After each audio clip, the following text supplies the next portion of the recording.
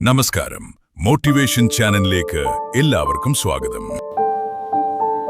ഒരിടത്തൊരിടത്ത് കാട്ടിൽ നദീതീരത്ത് ഒരു വലിയ പേരാൽ മരച്ചുവട്ടിൽ ആചാര്യ ചാണക്യനും ചന്ദ്രഗുപ്തനും ഒന്നിച്ചിരിക്കുകയായിരുന്നു. അപ്പോൾ പെട്ടെന്ന് ചന്ദ്രഗുപ്തൻ ചോദിച്ചു, ഗുരുദേവ, ഈ ലോകത്ത് ആരാണ് സമ്പന്നനാകാൻ ആഗ്രഹിക്കാത്തത്? എല്ലാവരും കഠിനാധ്വാനം ചെയ്യുന്നു, സമ്പന്നനാകാൻ എല്ലാ ശ്രമങ്ങളും നടത്തുന്നു.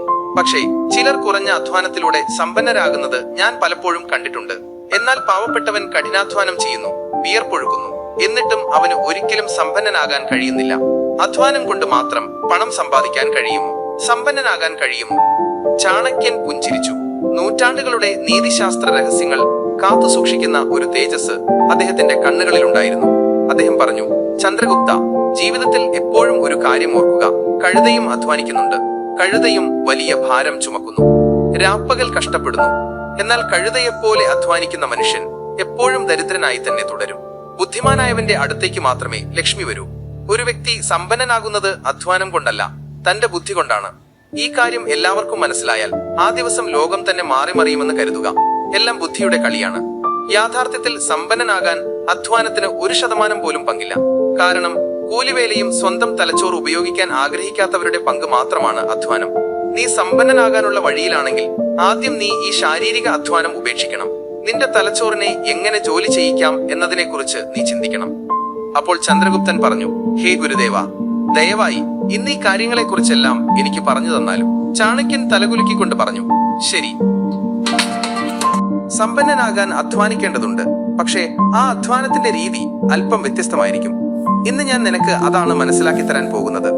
ഓർക്കുക, എന്റെ ഈ വാക്കുകൾ നിന്റെ ജീവിതകാലം മുഴുവൻ ഉപകാരപ്പെടും. ചന്ദ്രഗുപ്ത, സമ്പത്തിന്റെ ദേവിയായ ലക്ഷ്മിയെ ആകർഷിക്കാൻ ഞാൻ നിനക്ക് 7 നിയമങ്ങൾ പറഞ്ഞു തരാം. അത് നൂറ്റാണ്ടുകളായി രാജാക്കന്മാരെ, ചക്രവർത്തിമാരും ദരിദ്രരെ സമ്പന്നരുമാക്കിയിട്ടുണ്ട്. ഈ നിയമങ്ങൾ അധ്വാനത്തെയല്ല, ബുദ്ധിയെയാണ് ആരാധിക്കുന്നത്. ഓരോ നിയമത്തോടൊപ്പവും അത് വിശദീകരിക്കുന്ന ഒരു ചെറിയ കഥയും ഞാൻ പറയാം. ശ്രദ്ധിച്ച് കേൾക്കുക, കാരണം ഈ വാക്കുകൾ നിന്റെ തലവര മാറ്റാൻ പോകുന്നവയാണ്.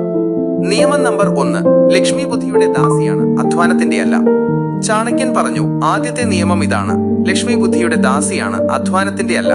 തന്റെ തലച്ചോറ് ഉപയോഗിച്ച് തീരുമാനങ്ങൾ എടുക്കുന്നവൻ, എപ്പോൾ, ആർക്കുവേണ്ടി, എത്രത്തോളം കഠിനാധ്വാനം ചെയ്യണമെന്ന് അറിയുന്നവൻ, അവന് മാത്രമേ ലക്ഷ്മിയെ സ്വന്തമാക്കാൻ കഴിയൂ. വെറുതെ അധ്വാനിക്കുന്നത് കൊണ്ട് മാത്രം ലക്ഷ്മി വരില്ല. നീതിയിലൂടെ അധ്വാനത്തിന് ദിശാബോധം നൽകുക, അപ്പോൾ മാത്രമേ അത് ഫലം നൽകൂ. ദിശാബോധമില്ലാത്ത അധ്വാനം കാറ്റിൽ പറക്കുന്ന കടലാസു തുണ്ട് പോലെയാണ്. അത് ഒരുപാട് കറങ്ങും, പക്ഷേ എങ്ങുമെത്തില്ല. തുടർന്ന് ചാണക്യൻ ഒരു ചെറിയ കഥ പറഞ്ഞു. ഒരിക്കൽ ഒരു ചെറിയ ഗ്രാമത്തിൽ ഒരു കർഷകൻ ജീവിച്ചിരുന്നു. പേര് ഹരിയ. ഹരിയ രാപ്പകൽ പാടത്ത് വിയർപ്പൊഴുക്കിയിരുന്നു. രാവിലെ സൂര്യൻ ഉദിക്കുമ്പോൾ തന്നെ കലപ്പയുമായി ഇറങ്ങും. വൈകുന്നേരം വരെ വിളവെടുക്കും. പക്ഷേ എല്ലാ വർഷവും അവന്റെ കൃഷി ഉണങ്ങിപ്പോകുമായിരുന്നു. കാരണം അവന് കാലാവസ്ഥയെക്കുറിച്ച് യാതൊരു ധാരണയുമില്ലായിരുന്നു.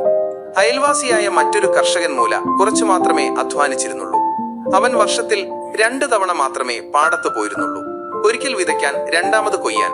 പക്ഷേ മൂല കാലാവസ്ഥയുടെ സൂചനകൾ മനസ്സിലാക്കിയിരുന്നു.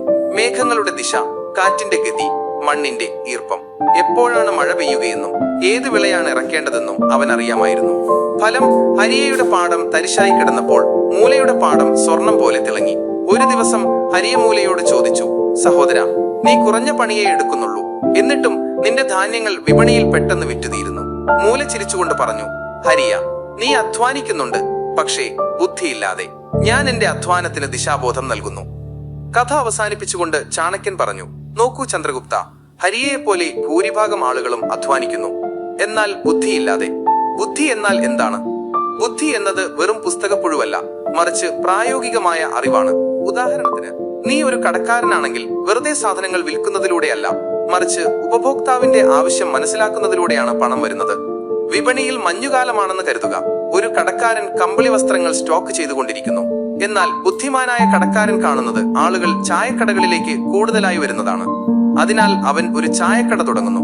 കുറഞ്ഞ അധ്വാനം, കൂടുതൽ വരുമാനം. ബുദ്ധിയിലുള്ള നിക്ഷേപമാണ് ഏറ്റവും വലിയ നിക്ഷേപമെന്ന് ചാണക്യനീതി പറയുന്നു. സമ്പത്ത് നേടുന്നതിന് മുൻപ് സ്വയം നിയന്ത്രിക്കുക. ചന്ദ്രഗുപ്ത, എന്റെ വാക്കുകൾ കേൾക്കൂ. ഒരു വന്യമൃഗത്തെ ബന്ധിക്കുന്നതിന് മുൻപ് സ്വയം ശക്തനാകേണ്ടത് അത്യാവശ്യമായിരിക്കുന്നത് പോലെ രണ്ടാമത്തെ നിയമം ഇതാണ്: സമ്പത്ത് ലഭിക്കുന്നതിന് മുൻപ് ക്ഷമയും സൽസ്വഭാവവും വളർത്തിയെടുക്കുക. സമ്പത്ത് വരുന്നതിന് മുൻപേ സ്വന്തം ആഗ്രഹങ്ങളുടെ വലയിൽ പെട്ടുപോകുന്ന മനുഷ്യന് ഒരിക്കലും സമ്പത്ത് നിലനിർത്താൻ കഴിയില്ല. ആത്മനിയന്ത്രണത്തിന്റെ ദീപം തെളിഞ്ഞു നിൽക്കുന്നിടത്ത് മാത്രമേ ലക്ഷ്മി ദേവി വസിക്കുകയുള്ളൂ. നിയന്ത്രണമില്ലാത്ത സമ്പത്ത് പ്രലോഭനങ്ങളുടെ തിരമാലകൾ ഒരു നിമിഷം കൊണ്ട് തകർത്തെറിയുന്ന മണൽക്കൊട്ടാരം പോലെയാണ്. അല്ലയോ രാജകുമാര, നിന്റെ രാജ്യം ഒരു വലിയ വൃക്ഷമാണെന്ന് സങ്കല്പിക്കുക. വേരുകൾ ദുർബലമാണെങ്കിൽ എത്ര വെള്ളം ഒഴിച്ചാലും അത് ഉണങ്ങിപ്പോകും. സമ്പത്തിനെ പോഷിപ്പിക്കുന്ന വേരുകളാണ് നിയന്ത്രണം. നിയന്ത്രണം എന്നതിനർത്ഥം ആഗ്രഹങ്ങളുടെ മേൽ വിജയം നേടുക എന്നതാണ്. ഒരു യോദ്ധാവ് ശത്രുവിന് മേൽ വിജയം നേടുന്നത് പോലെ മനുഷ്യന്റെ മനസ്സ് ഒരു കുതിരയാണെന്ന് പുരാതന ഗ്രന്ഥങ്ങളിൽ പറഞ്ഞിട്ടുണ്ട്. അതിന് കടിഞ്ഞാണിട്ടില്ലെങ്കിൽ അത് കുതിരയെ എങ്ങോട്ട് കൊണ്ടുപോകും? യാതൊരു നിശ്ചയവുമില്ല. സമ്പത്തിന്റെ കാര്യത്തിൽ ഈ കടിഞ്ഞാൺ 3 തലങ്ങളിൽ ബന്ധിക്കണം: ശാരീരികം, മാനസികം, സാമ്പത്തികം. അനാവശ്യമായ ഭക്ഷണത്തിൽ നിന്നോ വിശ്രമത്തിൽ നിന്നോ ശരീരത്തെ സംരക്ഷിക്കുക എന്നതാണ് ശാരീരിക നിയന്ത്രണം എന്നതുകൊണ്ട് അർത്ഥമാക്കുന്നത്. ഉദാഹരണത്തിന്, ഒരു രാജാവ് ദിവസവും അമിത ഭക്ഷണത്തിൽ ഏർപ്പെടുകയാണെങ്കിൽ അവന്റെ ശക്തി ക്ഷയിക്കുകയും ഭരണകാര്യങ്ങളിൽ ക്ഷീണം അനുഭവപ്പെടുകയും ചെയ്യും. നിയന്ത്രണത്തിലൂടെ ശരീരം ആരോഗ്യത്തോടെ ഇരിക്കുന്നു, അത് പ്രവർത്തിക്കാനുള്ള ശക്തി നൽകുന്നു. കോപവും അത്യാഗ്രഹവും നിയന്ത്രിക്കുന്നതാണ് മാനസിക നിയന്ത്രണത്തിന്റെ രൂപം. കോപത്തിലെടുക്കുന്ന തീരുമാനം യുദ്ധത്തിലെ ആവേശകരമായ ആക്രമണം പോലെയാണ്, പലപ്പോഴും വിനാശകരമാണ്. ചന്ദ്രഗുപ്ത, ഓർക്കുക, നിന്റെ കോപം ഇളകുമ്പോൾ ദീർഘമായി ശ്വാസമെടുത്ത് ചിന്തിക്കുക. ഈ തീരുമാനം സമ്പത്ത് വർദ്ധിപ്പിക്കുമോ അതോ കുറയ്ക്കുമോ? സാമ്പത്തിക നിയന്ത്രണമാണ് ഏറ്റവും സൂക്ഷ്മമായത്. ഓരോ ചെലവിനു മുൻപും ചോദിക്കുക, ഇത് അത്യാവശ്യമാണോ? പണം വെറുതെ പാഴാക്കുന്നത് ലക്ഷ്മിയെ അപമാനിക്കുന്നതാണ്. നിയമം നമ്പർ 3: പണം ചെലവാക്കുന്ന തന്ത്രം സമ്പാദിക്കുന്നതിനേക്കാൾ വലുതാണ്. ചന്ദ്രഗുപ്ത, പണത്തിന്റെ ആത്മാവായ 3ാമത്തെ നിയമം ഇപ്പോൾ കേൾക്കുക. പണം സമ്പാദിക്കുന്നത് ഒരു കലയാണ്. വേട്ടക്കാരൻ അമ്പെയ്യുന്നത് പോലെ. എന്നാൽ അത് സംരക്ഷിക്കുകയും വർദ്ധിപ്പിക്കുകയും ചെയ്യുന്നത് നയതന്ത്രജ്ഞതയാണ്. കിട്ടുന്നിടത്തൊക്കെ പണം ചെലവാക്കുന്നവൻ ലക്ഷ്മിയെ അപമാനിക്കുന്നു. ദേവി ഉടൻ തന്നെ സ്ഥലം മാറ്റുന്നു. ചെലവുകൾക്കായി ഒരു പ്ലാൻ ഉണ്ടാക്കുക. രാജ്യത്തെ ഖജനാവ് സൂക്ഷിപ്പുകാരൻ കണക്കുകൾ സൂക്ഷിക്കുന്നത് പോലെ ഓരോ സ്വർണ്ണ നാണയത്തിന്റെയും കണക്ക് സൂക്ഷിക്കുക. അല്ലയോ രാജകുമാര, സമ്പത്ത് ഒരു അഗ്നിയാണെന്ന് സങ്കല്പിക്കുക. അനിയന്ത്രിതമായി കത്തിച്ചാൽ അതെല്ലാം ചുട്ടരിക്കും. ആസൂത്രണം ചെയ്താൽ അത് വെളിച്ചം നൽകും. സമ്പാദിക്കുന്നതിനേക്കാൾ വലുതാണ് ചെലവാക്കുന്ന തന്ത്രം. കാരണം വരുമാനം ക്ഷണികമാണ്, എന്നാൽ ചെലവ് നിയന്ത്രിക്കുന്നത് ശാശ്വതമായ സമൃദ്ധി കൊണ്ടുവരുന്നു. ഇതിന്റെ വേരുകൾ പുരാതന അർത്ഥശാസ്ത്രത്തിലുണ്ട്. ആസൂത്രിതമായ ചെലവ് മാത്രമാണ് സമ്പത്ത് വർദ്ധിക്കാൻ കാരണം എന്ന് കൗടില്യ നീതിയിൽ പറഞ്ഞിട്ടുണ്ട്. ചന്ദ്രഗുപ്ത ചെലവിന്റെ തന്ത്രത്തെ 4 ഭാഗങ്ങളായി തിരിക്കുക: അത്യാവശ്യം, ആഗ്രഹം, സമ്പാദ്യം, ദാനം. ജീവിതം മുന്നോട്ട് കൊണ്ടുപോകാനുള്ളതാണ് അത്യാവശ്യ ചെലവുകൾ. ഭക്ഷണം, വസ്ത്രം, പാർപ്പിടം. ആഗ്രഹങ്ങൾക്കായുള്ള ചെലവുകൾ സന്തോഷത്തിനാണ്, പക്ഷേ അത് പരിമിതമായിരിക്കണം. സമ്പാദ്യം സമ്പത്ത് വർദ്ധിപ്പിക്കാനുള്ളതാണ്. ദാനം ലക്ഷ്മിയെ പ്രസാദിപ്പിക്കാനുള്ളതാണ്. നിന്റെ വരുമാനം 10 നാണയങ്ങളാണെങ്കിൽ 4 അത്യാവശ്യങ്ങൾക്കും 3 ആഗ്രഹങ്ങൾക്കും 2 സമ്പാദ്യത്തിനും 1 ദാനത്തിനും ഉപയോഗിക്കുക. ഈ തന്ത്രം സമ്പത്തിനെ അപമാനിക്കപ്പെടുന്നതിൽ നിന്ന് സംരക്ഷിക്കുന്നു. നിയമം നമ്പർ 4: സമയം പണത്തേക്കാൾ വിലപ്പെട്ടതാണ്. ഹേ ചന്ദ്രഗുപ്ത, എന്റെ പ്രിയ ശിഷ്യ, സമയത്തിന്റെ മഹത്വം പാടുന്ന 4ാമത്തെ നിയമത്തിൽ നാം ഇപ്പോൾ എത്തിയിരിക്കുന്നു. ഈ നിയമം ഒരു രാജാവിന്റെ ജീവിതത്തിന്റെ അടിസ്ഥാനം മാത്രമല്ല, മറിച്ച് ഓരോ മനുഷ്യനും വിലപ്പെട്ട അറിവിന്റെ ഖജനാവാണ്. സമയം വെറുതെ കളഞ്ഞവൻ അസംഖ്യം സ്വർണ്ണ നാണയങ്ങൾ നഷ്ടപ്പെടുത്തി. സമയത്തെ ശരിയായി ഉപയോഗിക്കുന്നവൻ മാത്രമാണ് ലക്ഷ്മിയെ ആകർഷിക്കുന്നത്. കാരണം മടിയന്മാരുടെ വാസസ്ഥലത്ത് നിന്ന് ദേവി ഓടിയകലുന്നു. ഓരോ നിമിഷവും ഓരോ അവസരമാണ് വിത്ത് പാകാനുള്ള സമയം പോലെ. അല്ലയോ രാജകുമാര, സമയം പണത്തേക്കാൾ വിലപ്പെട്ടതാണ്. കാരണം പണം നഷ്ടപ്പെട്ടാൽ വീണ്ടും സമ്പാദിക്കാം, എന്നാൽ സമയം ഒരിക്കൽ പോയാൽ തിരികെ വരില്ല. പുരാതന വേദങ്ങളുടെയും ഉപനിഷത്തുകളുടെയും വേരുകളിൽ നിന്നാണ് ഈ നിയമം ഉടലെടുത്തത്. അവിടെ സമയത്തെ ബ്രഹ്മത്തിന്റെ രൂപമായി കണക്കാക്കുന്നു. എല്ലാ മനുഷ്യർക്കും ജീവിതത്തിൽ തുല്യമായി 24 മണിക്കൂർ ലഭിക്കുന്നു. ഒരു സമ്പന്നനായ വ്യാപാരിക്ക് 24 മണിക്കൂറുണ്ട്. ഒരു പാവപ്പെട്ട യാചകനും 24 മണിക്കൂറുണ്ട്. വ്യത്യാസം എവിടെയാണ്? വ്യത്യാസം ഉപയോഗത്തിലാണ്. പാവപ്പെട്ട യാചകൻ തന്റെ 24 മണിക്കൂർ ആവശ്യമില്ലാത്ത കാര്യങ്ങൾക്കായി ചെലവഴിക്കുന്നു. റോഡിലിരുന്ന് അനാവശ്യ ചിന്തകൾ, തെറ്റായ കൂട്ടുകെട്ടുകളിൽ സമയം പാഴാക്കൽ, അല്ലെങ്കിൽ നെഗറ്റീവ് ചിന്തകളിൽ മുഴുകൽ. എന്റെ വിധി മോശമാണ്, അതുകൊണ്ട് ഞാൻ എന്ത് ചെയ്യാനെന്ന് അവൻ ചിന്തിക്കുന്നു.